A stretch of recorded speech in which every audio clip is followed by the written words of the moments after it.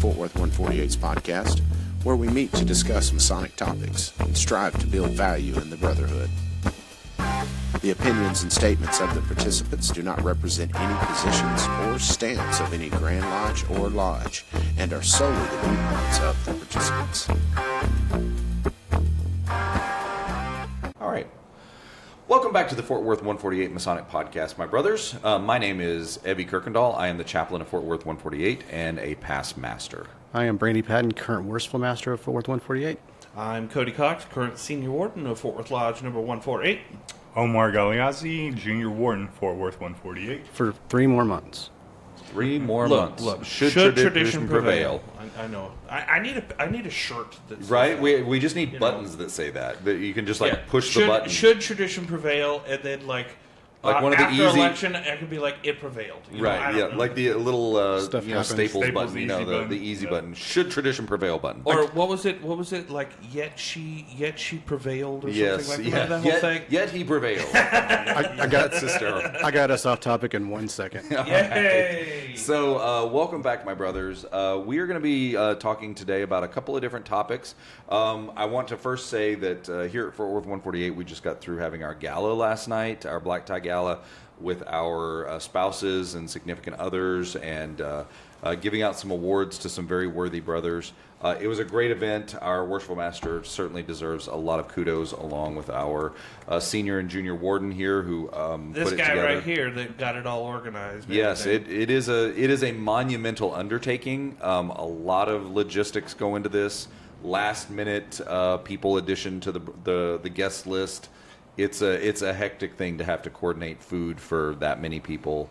So kudos to all of you for that. And I'm sure that all the brethren would echo my sentiments. And we'll do it again. We'll do it again next year. We looked really pretty. We did. We looked real pretty. Check out our Fort Worth 148 Facebook. I'm sure that, and Instagram. We'll probably put something out there from the photos. But for our first topic, we have Brother Omar here because he's been doing a lot of traveling as a Mason, and he recently took a trip to the Great North Central flyover country from here, and we want him to share a little bit about that experience. So, Brother Omar, take it away. Yeah.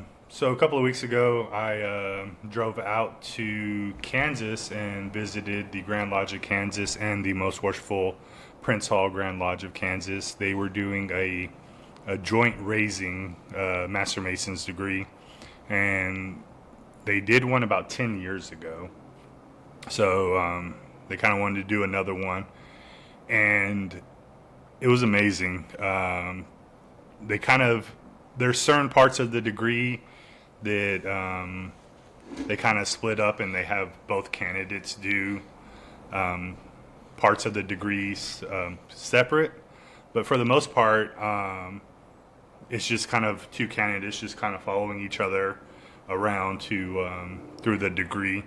The first half of the degree was the Grand Lodge of Kansas, and then the second half of the degree, the Prince Hall guys took their stations and they performed the second half of the degree, which I thought was really cool because you can kind of see a little bit of both sides of it. I think probably the best thing, and I know we've all kind of talked about this, there wasn't, your Grand Lodge of Texas, your 4-letter, you're 3. No, they were Kansas Masons. They didn't care what side they were on, if they were Prince Hall, if they were Grand Lodge. Both Grand Masters, when they got up and spoke, I love that they said that this was a great day for Kansas Masonry. Not this was a great day for the Grand Lodge and the Most Worshipful Prince Hall. No, it was a great day for Kansas Masonry. And I really truly believe that Kansas is probably leading the way on fraternal relationships with their Prince Hall brothers. And they just, everybody just seemed like everybody was just one. And it was a beautiful thing to see. And shout out to Brian Bird. He introduced me to a lot of people and kind of introduced me to the both Grand Masters, and I was able to present them with our lodge pin and Most Worshipful Jim Rumsey's coin for this year. So they were very grateful. A lot of hospitality and just brotherly love. It was an amazing thing to see. And Brother Bird gets a lot of credit for publicizing it too. Yeah. Yeah. The Old Fashioned Masonic podcast. You should listen to it. It's very entertaining. Yeah. Watch So I had an amazing time. It was a lot of great friendship, and then, went up there Friday night, went to that Saturday, and drove back home Sunday. So, Awesome. Hopefully we can see that here in Texas one day, because it was truly an amazing experience. So when you were saying that, like, they did sections, was it like the first section was Grand Lodge of Kansas work, and then the second Yep. half was Prince Hall Grand Lodge work? Yes. Is that how it was? Yep. But both of the candidates went through both. Yep. They were Okay. walking right behind each other, right next That'd to be each kind other. of cool, because then you could say that you went through, you kind of went through both systems. Yeah.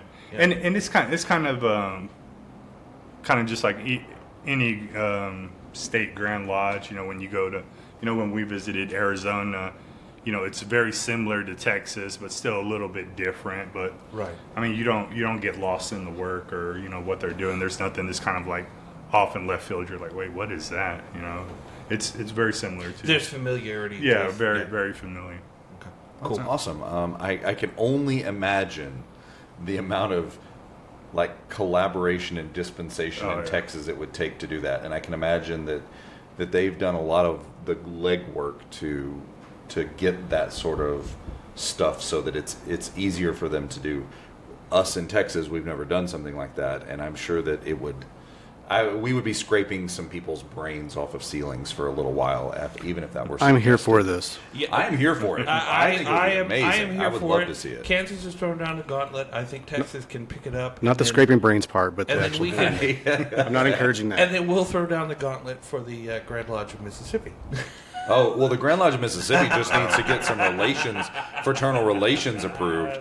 They need to learn how to read the room too. Right? Ooh, Man. yeesh. They are, wow. Yeah. Yeah. Well, the room, for another day. They read the room they were in. It's Yeah. And that room has been the same bubble since about 1852. That's right. So they need to bring their bubble to as we the say current every all the century, time. It's there. It's It- there. it They is are there. there. They are there. They are there. They are doing masonry there. They And, are there. Yeah, let them, Right, and they that's- can do their masonry. Well, I and will just to not darken be their clear, doors. it wasn't the entire Grand Lodge. It was just the people there that voted for that. There And that's are- fine. I will not darken their I doors. think it's a minority of people that supported what happened that are actual brothers. Just they didn't show up to vote. and that's ultimately the problem. That's There's why enough you people. go. There's enough Masons in the state of Mississippi to cause problems like that. And I honestly think, And I hope that- they do. I honestly think that we should pull amity from those states that do not recognize their Prince Hall brethren. And this is why you're never going to be Grandmaster. And that's why I'm never going to. And I admit it. The amity So, word is a big, big, scary word. I know, and they need to pull it. Evie is not electioneering. Yeah, right I'm now. not. I'm here. That's one of the things that you will always get from me is the unvarnished this- truth. You gotta So work, yeah, you got to work with other states to do that. Otherwise, they unrecognize you, and it's a huge mess. and let it be a mess. Let it be a mess. This is something that if this is serious enough, and I think that it is one of those things that somebody needs to step up and do something about it and make it an issue. Well, again, as we It's said, only going to be an issue if people make it an issue. silence is acceptance. Exactly. Silence is a tacit acceptance of this, and that's why I refuse to be silent about these Grand Lodges, regardless of how good intentioned or how many excuses they have about why we can't approve it this year because this resolution. No, you've had, 140 years now to get this straightened out, and you haven't? I'm sorry. You don't get the benefit of the doubt anymore. And that is Evie's hot take. for That the is day. Evie's hot take for the day. The first one. The first one. I don't have very many hot takes today. That's probably the only one, and that's a tangential. As we mentioned earlier, the gala was very late last night, and some of us might be a little hungover. I feel great. I don't. Oh, well, I'm sorry. Well, as the worshipful master, you Water. were probably partaking. So, but thank you, Omar, for sharing with that. We've talked about it, all of us together, and you shared it with. I heard you talking about it at the gala last night, and it's amazing. So, I hope we get to hear more stories like that in the future from our brethren across the aisle, making those Masonic We've got a connections deeper. crazy cold front blowing through, so Yeah, this so wind if has you, been if crazy. you hear wind, it's not us. It's not It's us. actually- it's Elphaba about to take us to Oz. actually it might be the end of times because I have an Apple device Oh my God. that I brought to use. I'm not using Oh, it, but isn't that your wife's though? we both have our own. Okay. Oh, speaking of end of Okay. times, I am going to interject. Last night at the gala, the best thing that could have ever happened to me happened. It was the fact that we got out of the Uber and there were Like there four were people, let's just say it, 4 Christian nationalists Yes, 4 Christian protesting nationalists on the corner across and the talking street. about the Antichrist is coming and things like These that. are Yeah. the fair weather Christians. We dropped. Were We they got really? dropped off Yes. right in front. And You didn't see that? No. It They're- was hysterical. They're always there. missed that. They're there every night when Yes. the weather's good. Oh, I love it. And then the Jehovah's Witnesses are on the other side when the weather's good. When the weather's nice. Yeah, I really got a good kick out But of that. please, sorry. No, I'm just saying. So that was fantastic because it was kind of like, as soon as I saw that, I was like, I know I was going to say something. And he did. Very proud of you. I Very didn't proud say of you. anything. I did not confront them about their bad theology. Nope. Not like your shirt. He didn't say that. He didn't say that. Yeah. Yeah. So anyway, I did feel like yelling out the door like, the Holy Spirit's a woman. oh my gosh, breaking people's brains. Yikes. I All too right. saw Dogma. So let's move on to the next topic that we wanted to talk about in our bullpen. We at 148 we have a pretty robust way of guarding our West Gate that starts with what we call New Candidate Night, where prospective members they email us through our website. They answer a questionnaire that basically it's a kind of a pre-screening form. Yep. It lets us know if they are serious potential candidates or if they think that we're going to show them how to use their brains to levitate or something like that, or if they are just way, way off in left field. That question has been perhaps- asked on the survey. Yeah, it has been answered that way. We've got a couple of those. It's crazy. And so they answer the questionnaire, and then we set up a new candidate night forum with them. And essentially what it amounts to is usually it's Omar leading it, and then a couple of other brothers, either myself, Brother Sean, a couple of other people will show up as well. And we literally just sit around a table much like this and answer their questions. Explain what Freemasonry is, what 48 is all about, why we do things a little bit differently in our new candidate process, how long it's going to take. We basically go through all the things that we think that we would want to know if we were prospective members. Yep. But we get a couple of questions every time, or so frequently that it's worth talking about here in this forum, so that maybe other people who are watching this who are not Masons yet, who are interested in joining, maybe we can get some information out there that's good and wholesome and true about Freemasonry. And if you were a lodge out there who is looking at your guarding the Westgate process and you're thinking, how can we make it a little bit better? How can we make it more rigorous without putting a tremendous amount of work into it, or without breaking the bank to do so? What are some tips and tricks, and how can we do that? So that's kind of what the bullpen is going to be about for the next few minutes. So one of the questions that I think is always shows up is Freemasonry a religion? Oh yeah. Is Freemasonry a religion? So let's just pick that out there. Who wants to answer that one for us? Well, here's what I say when I'm asked that question. Freemasonry is not a religion. We were not intended in any way, shape, or form to replace your house of worship. What our job is, again, is that old adage of we are a system of morality taught through allegory and veiled in like symbols and things Illustrated like that. by symbols. Yeah, illustrated by symbols. So that is kind of the crux of that question. We are not here to replace your church. We're not here to be your synagogue. We are here as kind of like almost like a support system to whatever religious beliefs that you have. That would be my best answer to that question. Sure. I usually explain to people when that question comes up that we're a non-sectarian organization, but the one thing that we do have an expectation is that we are expected to believe in some sort of higher power. We have the same requirement for membership that I was a Boy Scout. It's now called Scouting America because they now allow girls to be part of scouting.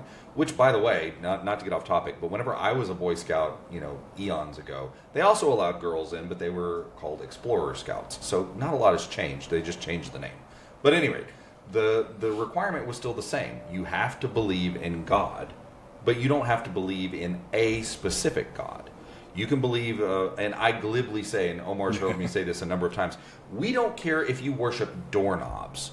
If you worship doorknobs and you think that doorknobs are the supreme beings of this universe and you have some sort of holy scripture to back that up, then great. We are not here to validate your faith or to invalidate your faith. We are here to say that your faith is required and that we will support that, and that we use language when we pray that allows anyone to project their God into that language. We use very generic God language. Mm-hmm. So we pray, when we say the prayers, we say that we usually refer to the great architect of the universe, or the grand geometrician of the universe, or the builder of the universe, or the creator of the universe, however, just very generic God language. And whether you are a Muslim, whether you're a Hindu, whether you're a Christian, whatever denomination of Christian you happen to be, you can project your God idea onto that language without it interfering with your faith. And I think that that's super important to understand, that we are not a religion. An older brother of mine once said that your faith is your road to salvation. Freemasonry can, at its best, function as guardrails. Okay. It is not there to be the road. It is there to help you along the way in shaping your moral and ethical compass, through the lens of your faith. And I think that that's the best way to say it. And the other thing that you mentioned is, we had kind of talked about prior to this, again, the new candidate and guarding the West Gate. When you said about, like, if somebody says, oh, well, I worship doorknobs. Yeah. And they have a book of faith for doorknobs or something like that. That's also something that we can catch in new candidate and go, maybe this person wouldn't be the best fit at 148 because we don't have a large contingency of doorknob worshipers. Right, and maybe you would fit in better with the lodge that has a larger number of doorknob worshipers. Yeah. And then there's also the question about, like, what religions would we exclude? There's always would you accept a Satan worshiper? And the interesting thing about that is, if the religion is intentionally mocking Christianity, probably not. And or any faith. And I think that most Pastafarians too. Yeah, I think most people who are Satan worshipers, and I think that does a lot of lifting there. They're usually people who are atheists who are trying to make a political point about faith and the separation of church and state. And they're going to say, well, if this religion wants to put up a monument on our courthouse, then you also have to put up a statue of our Baphomet. Yeah, which is strange because it's like, okay, oh, that's Masonic. No, it's not. It's not. We have nothing to do with it. No, we don't have anything to do with that. And as far as I know, we don't have any Luciferians or Satanists in Freemasonry that I'm aware of in Texas. With that argument, when we hear people that are like, well, what would you do with Satanists, or what would you do with these types of people? I kind of feel like that's a straw man argument. It really is, because we don't have it. The ideals of Freemasonry are incongruent with some of those religions. Absolutely. So if you're in those religions, you're not going to be beaten down the door of the Masonic Lodge in order to become a member. The easiest way to summarize it is, can you take an oath on a volume sacred law book and it means something? Right. If not, then we don't want you. But again, what I'm saying with this also as well is we hear these arguments about, oh, well, what about this? What about, what about these people? What about transgenders? It's like, again, I don't see a huge wave of these people that are going to be banging down the door to get into the lodge. So take care of that. I think it's a question in search of it's a solution in search of a problem. A question, yeah. Yeah. And if I will also say, if there does come a day at 148 or in any lodge that I happen to be a part of, where somebody who's a Luciferian or a Satanist, authentically so, sits down in front of us and says, hey, I'm really interested in being a Freemason. Here's the reasons why. Here's my faith. Is that going to be a problem? We're probably going to have a conversation about it and at least give them a hearing and try to figure it out and see what does it really mean, because I'm not an expert on Satanism. I'm not an expert on Luciferianism. I just know them as kind of the groups that usually troll Christians who want to put up monuments to their 10 Commandments and want to put up a statue of Baphomet next to it. Yeah. And they're not really interested in Baphomet. They're more interested in just the separation of church and state thing.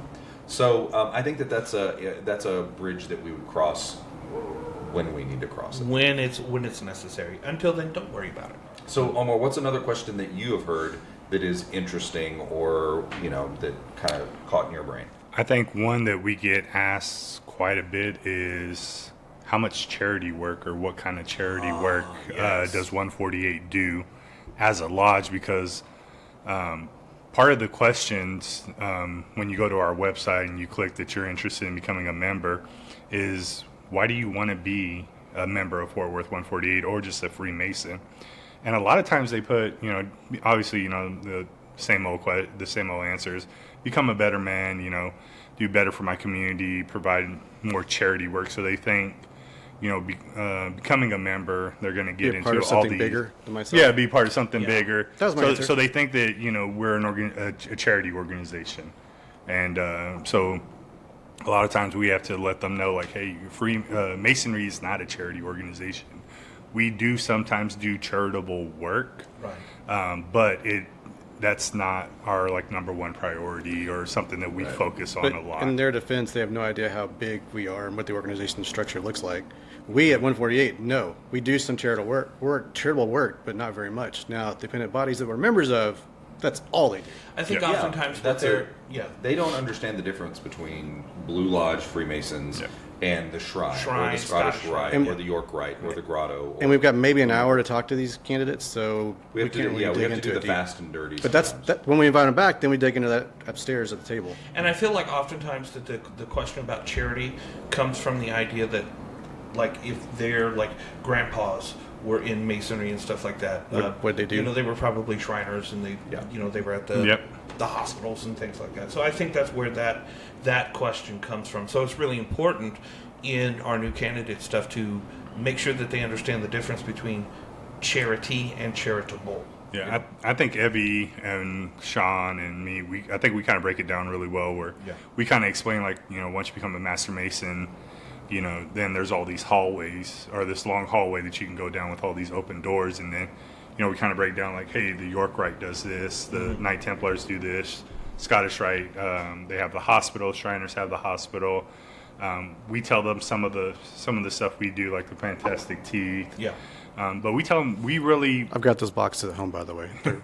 We tell them, really, we try to make you a better man. So in turn, you go out into the world and you create, by you being better, you're doing better for your family, your city, your state, your country.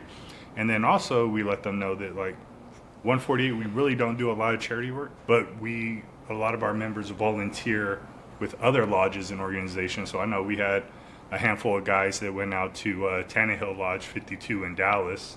Feed the Funnel, Yeah, Feed the Funnel. So it's not something that we do, but we go out and we help and we support other lodges with their charity events. Yeah, and we can organize work the North Texas Tarrant Area Food Bank if we wanted to. I mean, there's all kinds of stuff that we have done. We just don't talk about it. Yeah, and we've done a lot of it, but it's not our primary focus. And I think that that's one of the things that some prospective members are interested in. They think that our primary focus is charity. Whereas we might be doing some charity the way that Cody and Omar have talked about, but it's not the reason that we exist. We don't exist for charitable reasons. We exist to be an organization that helps to make men better through moral and ethical lessons and growth that will then ripple outward from that bettering into the world. Are you saying the trickle down effect? Are we talking Reaganomics? No, here? we're About time. the Reaganomics. Reaganomics of Freemasonry. morality. I can That's hear fine. some of the younger members that are listening to this going, Who's "Reaganomics? Reagan? Who's Reagan? What What's are you talking about? trickle-down?" Trickle down effect. He was the first actor president. Yeah, the first one. He set the precedent. But yeah, I think that's a question we get quite a lot. Of course, we get the "Are you the Illuminati?" question. Oh, yeah. Which is Where's the often, Masonic gold? right? Which is kind of always a little. They say kind Look of around the room. Look at the carpet. No, we're not. We're not. Yeah. You saw that broken elevator you tried to go up? Yeah. Yeah, that's that. If we had the Masonic gold, we would not have that problem. But those are also, when you hear those questions about, like, are the Illuminati and stuff like that, that also is part of where I think we start to get the vibe that, like, okay, this person It is... depends on how they ask the question. I was just about to say that. It depends on how sometimes they say it as a they joke. ask it. Sometimes they're not serious about it. Yeah, you can tell the ones that are kind of like embarrassed to ask. But I mean, we've gotten some that, like, it was like a serious question. It was like, hey, like, you know, am I going to get $250,000 a year, a brand new car, a house, and a job? I've gotten that offer on Facebook a couple If you of do, times. Me too. yeah. On Instagram. Was it from a prince of Nigeria? If you work, It was. if you work hard and sign the right contract with an employer, possibly. Yes. From us, hell If no. you get a great education. All I know is I can mention one thing, and I'm sure that both Evie and Omar are going to have a little shocked look on their face. The word is numerology. Oh yeah, we've had that where people think that we have secret knowledge to impart, and that there's something within Freemasonry that is. I realize that we are an organization that has secrets. Yes. Those secrets are not secret pieces of information that are going to open up doors to, like, spiritual enlightenment or financial gain or. But any how of do those you know? things. You're not high I'm enough. not high enough. You're not high You enough. only have 3 degrees. Yeah, That's right. I'm only a master. I'm only a third-degree Mason. I have Were 6. you there for that Yes, guy? I was absolutely there for that fella. Yeah, that was an interesting one. And he was so. And the thing that I noticed about him in that conversation was how authentic, how genuinely, like, He believed it. sincere Yeah. he was. It was not like he wasn't. It like wasn't a crazy. joke, yeah. It Yeah. wasn't a joke to him, and that was a very interesting thing. But you know, to kind of have to to burst somebody's bubble about, like, secret knowledge being in our organization, Or numbers. or, you know, numbers having something to do with unlocking those secret pieces of information. We don't. I don't. I think we can genuinely say we don't. We are not Gnostic in any way. We don't have some secret piece of information. People can definitely use the teachings of Freemasonry to go down myriad pathways and rabbit holes to different kinds of knowledge. We have great brothers who've written books about it. Brother Billy Hamilton, that has spent his Masonic career studying these things and exploring the knowledge that is available. But it's not just available to anybody. He spent a lifetime of Masonry studying these things and writing books about them. It's not something that you just, like, you become a Master Mason and suddenly here's the Tome of Secrets. That's just not how it works. He was telling me a story about the Cherokee Indians, how they formalized a organization that actually saved them through Freemasonry. I was doing other things, but it was like Freemasonry and Native Americans. I know it happens. I just never researched it, but that's kind of a cool story. That's fascinating. I hope he does a talk about it. I think that would be super fascinating. another one, and it'll kind of lead us into our main topic, is what's the cost of Masonry? Yes, that is. And we are very upfront with the candidate about that. As much time as you'll give us. Yeah. That's the cost. Yeah. right. A pound of flesh. Right. Yeah, we're very upfront about it. We enumerate the cost. We tell them what to look for, because there are organizations out there that we as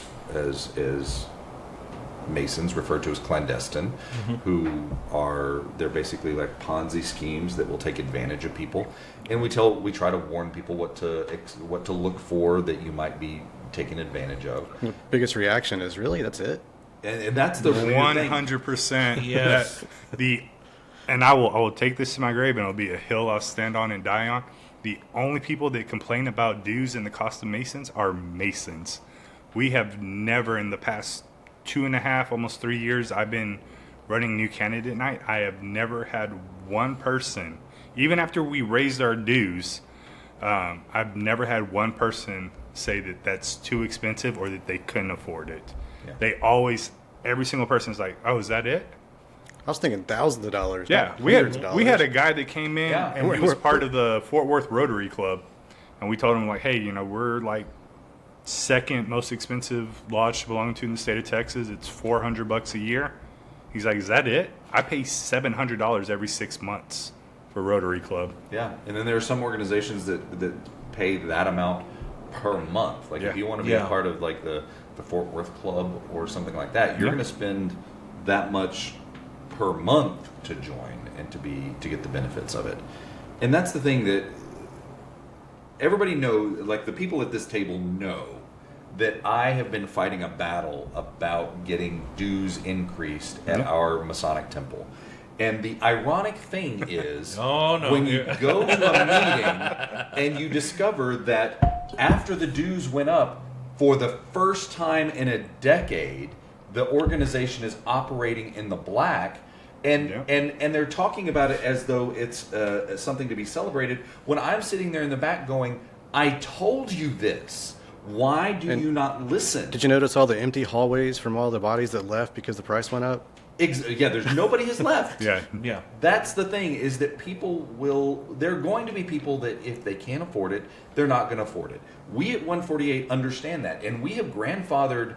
I mean, as former secretaries, you both know that there is a list of brothers that are grandfathered in. They don't participate anymore. That list is down to one right now, actually. Right, it's a very small number of brothers, but we did have a much larger list. They all got the 50-year mark, so... Right, and that's kind of the goal, and they haven't been particularly participatory. They don't go to any of our stated meetings. They don't attend any events anymore, but they still want to be Masons, and we send them a dues notice every year, and then we either allow them to pay a prorated amount, or there have been situations where we just say, you're cool. Yeah, we vote as a lodge, and we say we're going to say no. If you've got a brother in the lodge that's like a 47-year Mason, and you've raised your dues to, we'll say, $300 when it was originally $100. Okay, so demit his dues for like the next 3 years. Remit. Remit or prorate, however you want to do it. Vote as a lodge to say that this member doesn't have to pay $300 because in 3 years he's not going to be paying dues anyway. The executive committee can do it without the vote of the lodge, too. Absolutely. We always do it as a lodge, though, because we've always been very transparent with our members. We don't vote on it, but I'll tell you I'm doing it. Right, and we usually don't even mention the brother's name. I know as secretary and as master of the lodge, you have said we have a brother who is in need, who's come to us in a fraternal assistance capacity. We're not going to say who it is, but just know that we have evaluated this and that it's in good faith. If you want to know, I'll tell you because you might have information that I don't have. Right, but it's not. Your right. You don't make it public. Right, it's your right to know as a Mason that pays dues. And definitely no, we're not. We want people to ask for help if they need it, not be shamed. Right, we don't want people to feel shamed. And the same is true as dues. So this fear of going up on dues is irrational. It is absolutely irrational. It has done so much for our lives. Well, and the problem is, as most Worshipful Rumsey's presentation goes on and on, we're not keeping up with inflation. Right. So we aren't even keeping up with inflation. We've gone up twice in 10 years. Yeah. And I will say the reason that we kind of talked about, decided on this topic is because I know Brandy and I were both at the Grandmasters Conference. For those of you that are not in the jurisdiction of Texas, the Grandmaster, kind of at the beginning of his year, he goes around the state to particular places, and he has a Grandmasters Conference where he kind of shares with everyone that comes to that, like his message and stuff. I tried to explain it to somebody, and finally I was like, think of it kind of like a Masonic pep rally. It usually is. This year wasn't. No, it wasn't a pep rally, and I'll be honest, I was kind of surprised by it, and mad props to Most Worshipful Rumsey for presenting the information that he did. He said, I'm not here to, he wasn't there to like fearmonger or anything, but what he was doing is he was saying, I'm giving you this information in black and white. How you choose to use this is up to you. He was very logical and just, hey, these are the hard facts. And this is the honest truth of where masonry's at today. And so the thing that one of the things that he was talking about was the idea of degree fees and going up on degree fees. We at 148 have gone up on our dues, and we've seen the benefits of that. Yelling it off the back of our golf cart, as we're. You want a golf cart? Raise dues. That's right. Well, it's not even. I think that's we glibly say that, if you want nice things, go up on dues. Here's, I think, the bigger reality.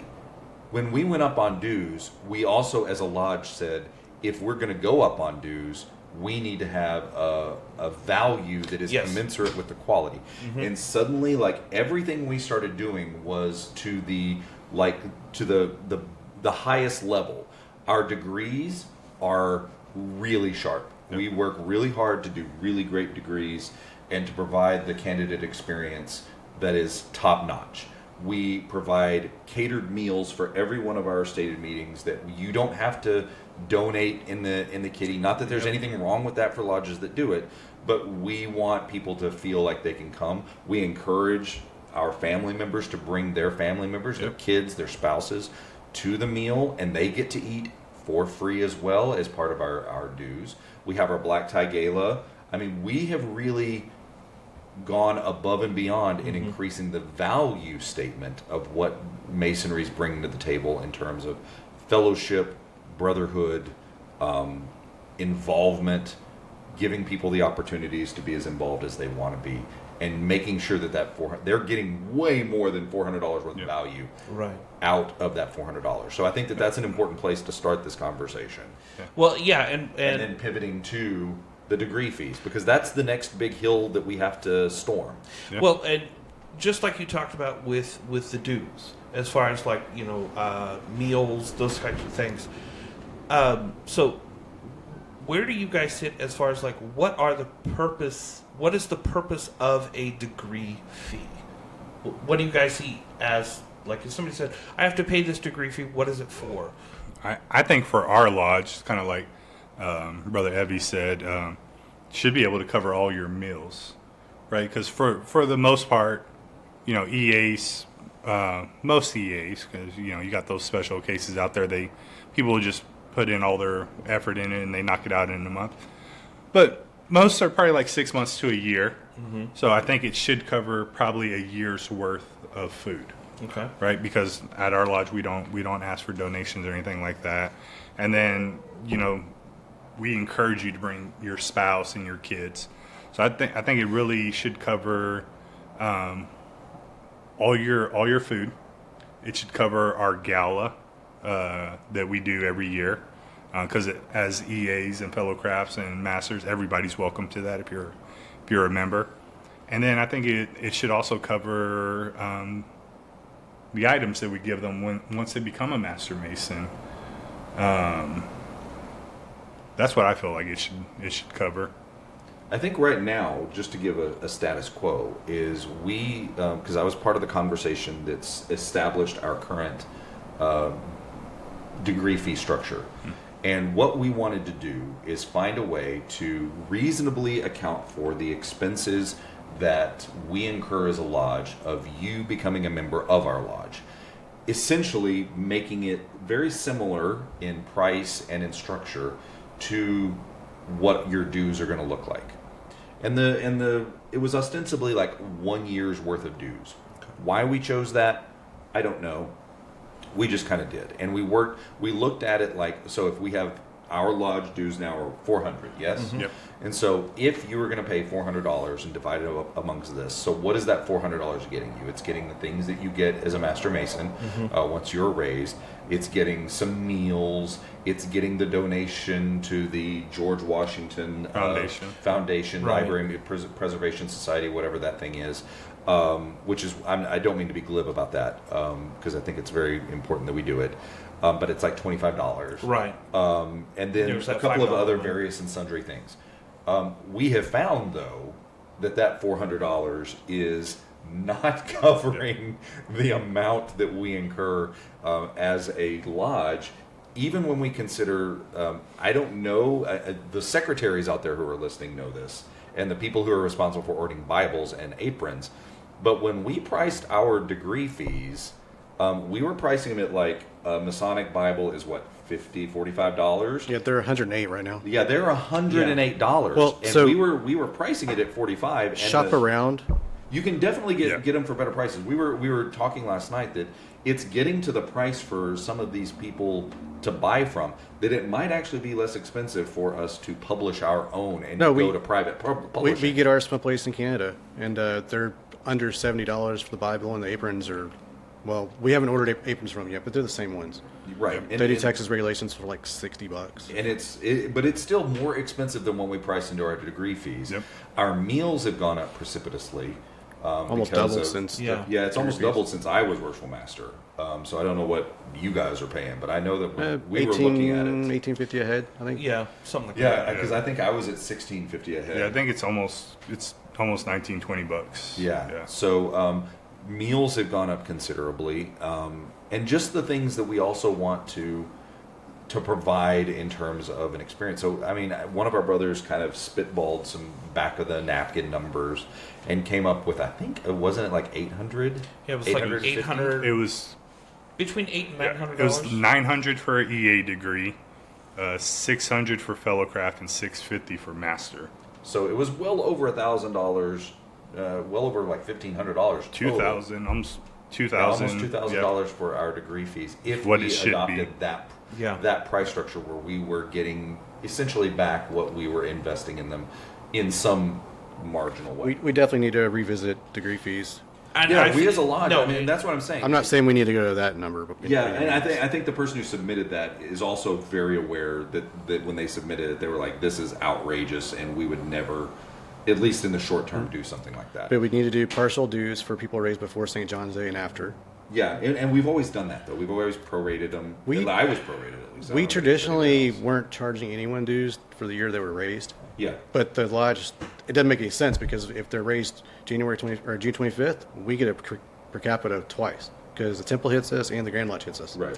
And I think So- those are the conversations that at 148 that we need to start having is going, okay, what are the expenses that we're incurring? When are those expenses happening? And kind of figuring that out, and then going into and let's be honest, doing the work of figuring this out. Yeah. And that's what Freemasonry has to do writ large, because this is the next big, beach that we have to storm.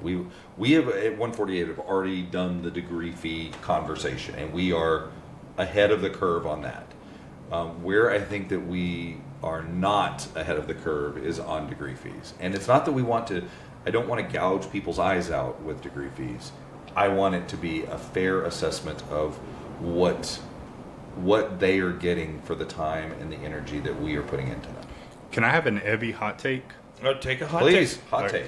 So, my hot take is, are lodges scared to raise degree fees because they cannot put on a $400, $500 degree? Absolutely, that's not even a hot take. Because That is absolutely the truth. I'd imagine there's a few that probably don't know how to do it. yeah, I've been to No, to raise the fees because you have to actually do it in your books.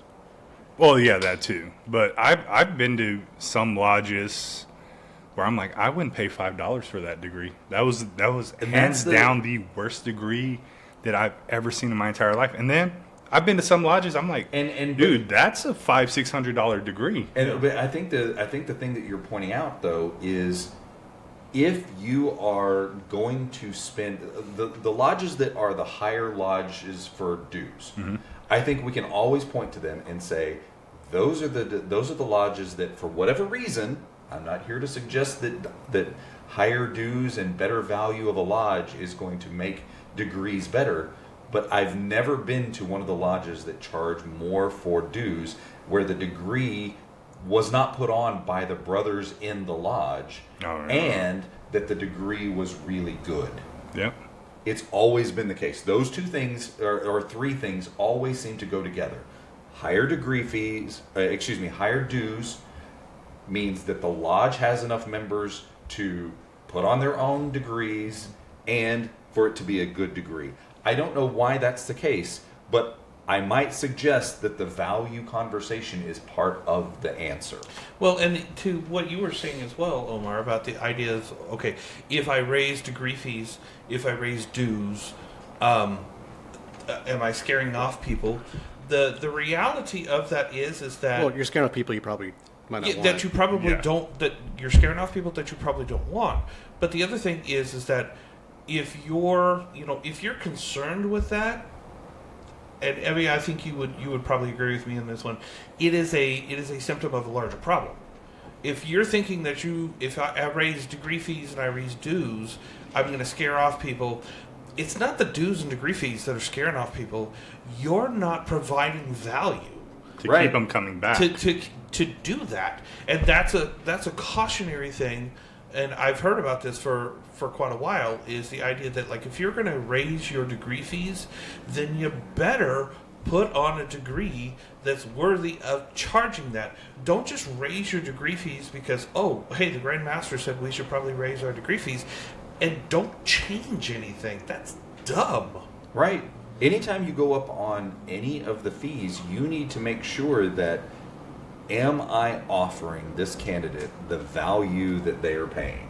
If I'm not offering that value, then my product isn't worth the money. Yep. But if my product is worth the money, and I think that there are a lot of lodges out there that are undervaluing their product. Yes, they are. There are some, they're overvaluing their product with their $35 a year dues, and I think that speaks for itself. Yep.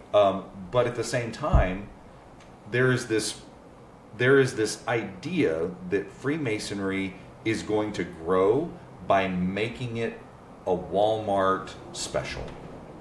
Well, that is not.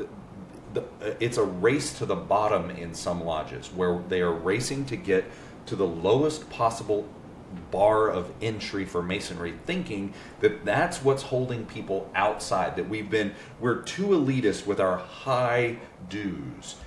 And the opposite is true. People don't want inexpensive things. They don't want inexpensive relationships. They don't want they want things to be challenging.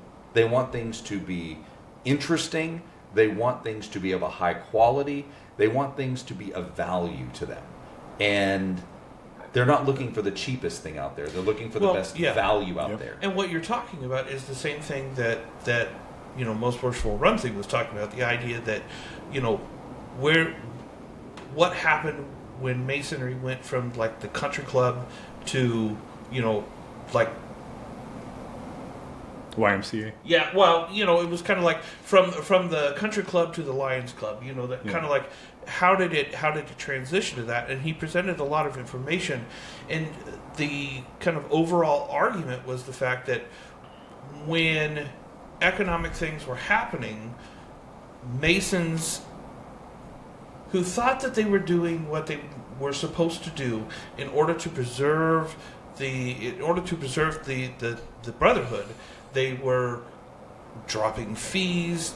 They were, stripping away the mysticism. Yeah, they were doing weirdness. all of this kind of stuff in order to kind of preserve things, but the effects were the exact opposite. Right. It's this idea that lodges were trying to be all things for all people, rather than identifying what your lodge is really about and zeroing in on that and making it great at that. One of the things that I think Fort Worth 148 has done really well is the initiatic experience. We spend a great deal of time and energy making sure that our initiations and our degrees and the entire experience is oriented towards one person, and that's the candidate. Every choice is made with what is the candidate experience going to be like about this. And if I'm the candidate and I know that I've been the central focus of this the entire time, and that these brothers spent that much time and energy to create something great for me, it shows. And it means that people, word gets out. We have brothers that are part of our organization now that came to us at New Candidate Night. And me or Omar or Sean or one of our predecessors said, you know what, sir? You need to go check out one of the dozens of lodges that you can throw a rock and hit. And they all do it. And then at the end of the day, they come back, not because we sold them a sales pitch, because Omar's heard me say it, we don't need you. Yeah. We might want you, but we don't need you. And we're not going to give you a petition tonight. Yep. We're not going to give you a petition tomorrow. You might get that petition in 3 to 4 months, and then you might get initiated a couple of months after that, after your investigation comes back. Yeah. But we don't need you. And the problem that I think that lodges are having is that they smell and reek of desperation. That's exactly right. What we were talking about, the whole idea of, is it going to, raising dues and degree fees and stuff like that, is that going to scare off people? That's also, I think, again, the symptom of the larger problem where your lodge is scared of that because you're not doing the things that are necessary for people to want to come and be a part of your lodge. So you're gonna keep things cheap so that people are like, yeah, I'll go there and things like that. I mean, Omar, what do you think? I 100% agree. And so not too long ago, we had a guy who was part of another lodge, and he wasn't a Master Mason yet, and he went through his degree, and I met him and told him, like, hey, we have a degree coming up, the following Monday. You want to come check it out? Come check it out.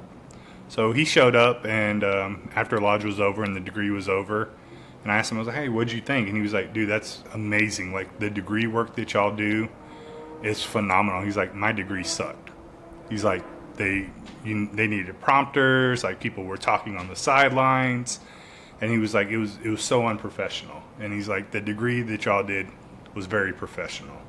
And kind of what you were saying a little bit earlier is we all get together before we open lodge, and we all kind of get the degree team together and everybody that's there, and we're like, hey, like either the Worshipful Master or Sean or Evie will tell everybody, like, hey, everybody calm down, everybody take a couple of deep breaths, get in the right mindset.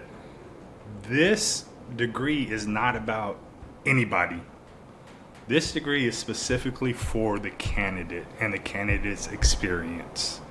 So we need to make this degree about them. And I think a lot of lodges lose that, because I've been at lodges where I'm like, is this degree for him or for y'all? Like, we've already gotten all these degrees, right? We've gotten the EA, the Fellowcraft, the Master. Like, that's it, right? It's for the candidate. And the other thing that kind of hit me when you were talking is, for those lodges out there that are thinking about, okay, yes, we need to raise our degree fees. How are we going to get the degrees better? The advantage to having a degree team and things like that, and focusing on the candidate instead of focusing on the degree team, is that the more that you work as a team, the more it becomes like clockwork, and it's not hard. It just flows, And so once you get that kind of that flow happening, that's when those really excellent degrees come out. It's not a difficult task. The guys know, I need to be in, this is where I need to be. This is what I need to say.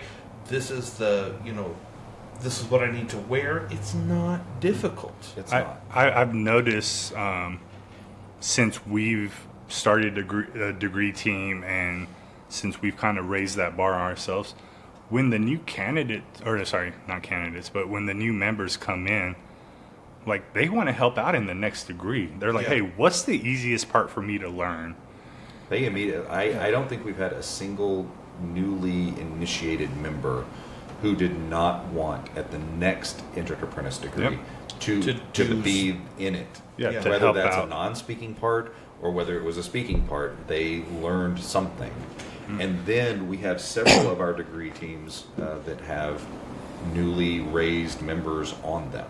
Yeah. And so And they it's do a important. phenomenal job. And that is why Best degree way to fees. see it's be in it. Right. The best way to learn it is to be in it, and then having the degree fees match the quality of the work is where it really ups the ante, because we all know that we've got to put on at least a $400 degree. Yeah, at least. And we don't always enumerate it in such ways, like dollar value it. But we know that if we're giving away a product, we need to make sure that that product is worthy of what the person is expecting. And I would much rather give them more than they expect than less than they expect. And all too often, I think our lodges are not giving even their dues worthy of expectation. I think it was a couple of degrees ago, but We're at 55 minutes. I did not have a part. Like every part was taken, and that was like I got to sit on the sidelines and watch the degree be conferred, and that was amazing. Yeah. Was to see all these newly raised brothers or newly initiated brothers step up and perform a very well degree. Yeah. Where you did not need to help out in it. Right. And I think the last thing I'll say on this is the first thing you can do to add value, everybody be in the same outfit, right? It doesn't have to be suits. That unified. It does not have to be suits. It can be, hey, everybody in blue jeans and black shirt or a lodge polo. It looks so much better if everybody's dressed the same versus the Worshipful Master's in a suit, the Junior Warden's in a Metallica shirt, the Senior Warden's in overalls. Like, it just is not my very overalls appealing. are very nice. Thank Well, you. and it's not about the quality of the clothing. Or a It's kilt. about the uniformity of it. Yes. Right. Because one of the things that I learned long ago is, somebody made this observation, is that when you are doing something for another person, if you are all dressed differently, it all becomes about each one of you. Mm-hmm. And then if you are all dressed very similarly, providing this degree for this candidate, then it symbolically represents that this is about them. Like group. Well, okay. Here, I'll ask this question. Since both of you guys were in the military, again, we have military uniforms and things like that. Was that something that when you guys were dressed in the same uniform as everybody else in your unit and stuff like that, where you kind of flipped into, it wasn't an individual thought, but it was kind of like unit speak? Yeah. Of course. Of course, whenever you are part of a team and you're wearing, I mean, it's the same thing. That's the reason that, like, your Uniforms, favorite yeah. football team wears all the same colors. It is about creating this esprit de corps that is infectious, and when you're all doing your own little thing, that's great, but it also shows through in the quality of the degree work and all of those things. So I guess the take-home message from this is that don't be afraid to raise your degree fees, and you probably need to reassess what your degree fees are.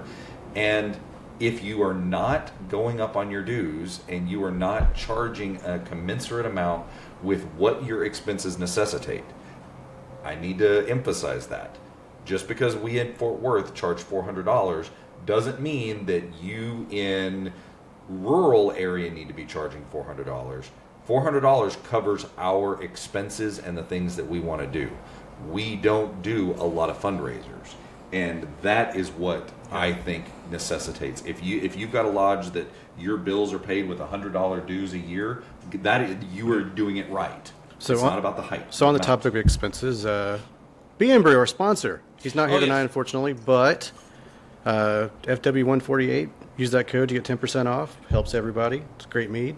great mead, great Very product, great great mead. coffee. Great Great coffee. coffee, It too. works on coffee too. Texas We're hitting an own hour. made. That's where we're swinging to Right, close. absolutely, but it's sometimes we need people to be the guardrails of the podcast so that we are on time.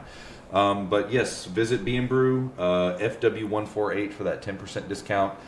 Make sure that you are patronizing great Masonic businesses that sell great products.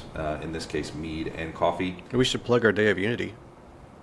Yes. Do we have the date for that? Well, we have the date of the Unity that's supposed to be November 13th and 14th. We're not doing MasoniCon. We're doing something different. Might be cooler. Yes. Details be forthcoming. Details will be out Save the date. soon. But put it on your calendar. Save the date. Fort Worth 148 is doing a Day of Unity, and it is going to be cool to see. Let me say. Yes. Oh, yes. So More details to come very soon. So, with that, gentlemen, I think it's time that we kind of close up shop and say fare thee well. My name is Evie Kirkendall, and I'm signing off. Brandy Patton sign off. this is Cody Cox.